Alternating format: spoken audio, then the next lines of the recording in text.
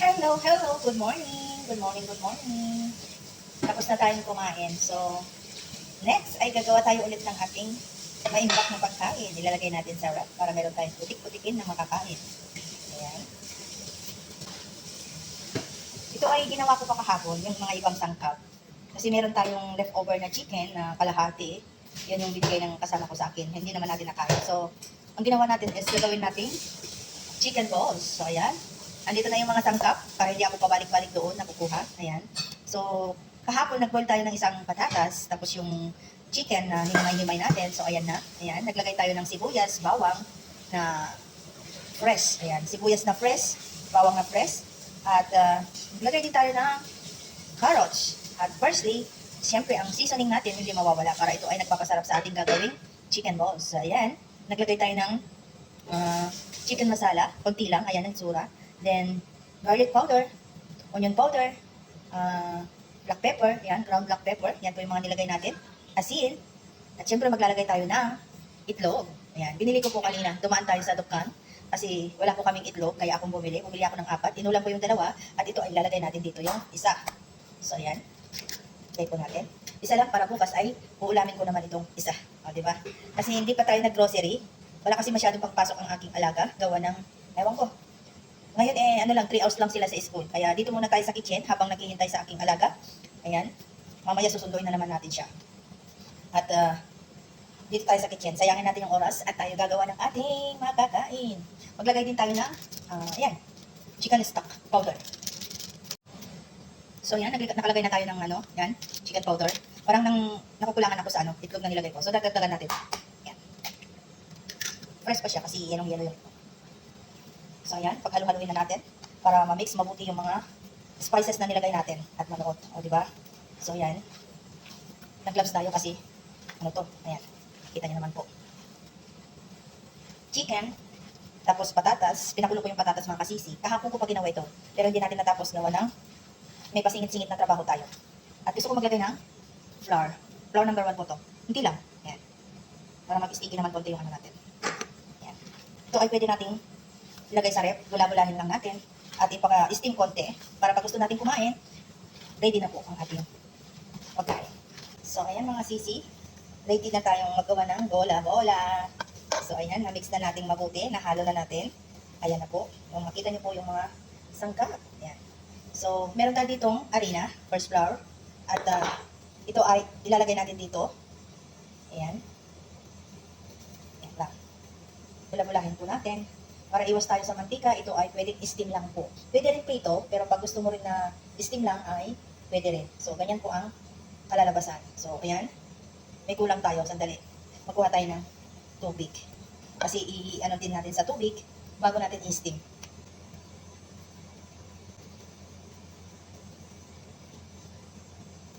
So, ganito lang mga kasisi. Bilugin lang natin lahat.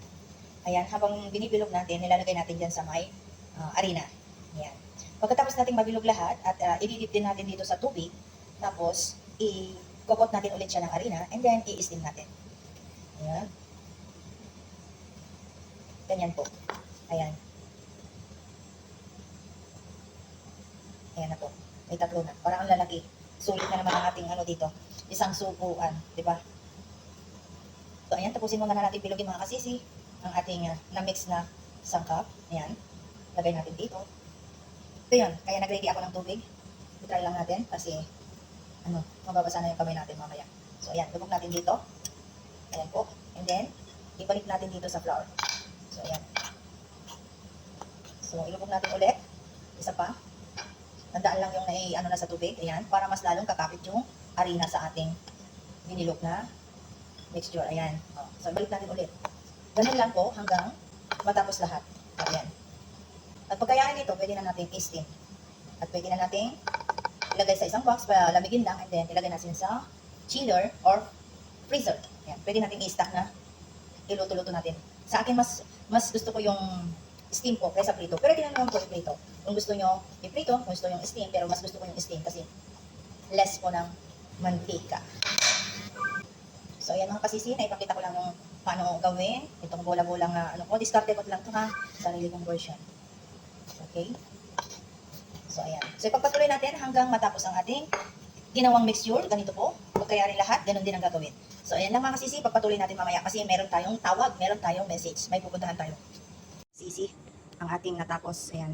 Iliban lang muna natin kasi may trabaho tayo. May utos. So, tatakpan lang natin. Mamaya pagpatuloy natin. Ayan po. Ang lalaki kasi binilisan na natin ang ating pagbilog. Ayan. Iliban natin. Takpan natin. إجازة إيه قولي بس واحد اليوم واحد سهر ما في مشكلة إيه عشان مرتاح يعني تعبان مثلا كده. So ayan, ito na yung outcome ng ating bola-bola. So less po tayo sa mantika, mas maganda po pag i-steam natin. Yan. Outcome ng ginawa natin. Yan. Napakulo po natin. Pag gusto natin kumain ay i-steam lang po natin. Yan. Palamigin natin tapos ilalagay sa chilo. So ito na yung last na pinakuluan natin mga kasisi. Luto na. Basta lumitaw na po siya ay luto na. Yan. O diba? Ganito po. Pag gusto nyo kumain, i-steam na lang. At ito ay napakuluan na natin. Ito na yung last na sinalang natin. Ayan. Diba? Sulit ang lalaki. Ito na yung mga napakuluan natin. Pag gusto nating kakain, i-steam na lang po natin. So, magawa tayo ng ating pagkain. Ayan. Naghiwalay po ako dito kasi gusto ko pong mag-try sa ginawa natin. O, diba? Gulamin natin to. Gagawa tayo ng sauce. So, ayan na ready na yung ano ko. Gagawa tayo. Tikman natin ang ating ginawa. So, ayan na yung finished product natin mga kasisi. Ayan, para gagawa tayo ng sauce para masarap. O, diba? Mas masarap. Ito na yung finished product natin. At gagawa tayo ng sauce. Andito yung sibuyas, bawang, chili, asin, brown sugar, and garlic. No, black pepper. At saka soy sauce. Konti lang lagyan natin. Ito yung vinegar. So, ayan ang ating gagawin na sauce. So, hiwain natin siya ng maliliit. Pati ito. At maglaan tayo ng 3 pirasong hindi mahiwa. Yan na natin ng seasoning. Ito na yung brown black pepper, asin, at saka sugar. Gusto ko dagdagan siya ng sugar. Tahimik, tapos na silang kumain. Yan. Dagdagan ng asukal. Para manis-namis. Diba? Meron po tayo dito brown sugar. Ng paging soya. Wala po tayong pagis. So, okay lang to. Kunti lang. Yan. Ayan. Lalagyan natin ng vinegar. Yung. Sakto. Ano? Ang ating sauce. Sausawan. O, diba? Ito.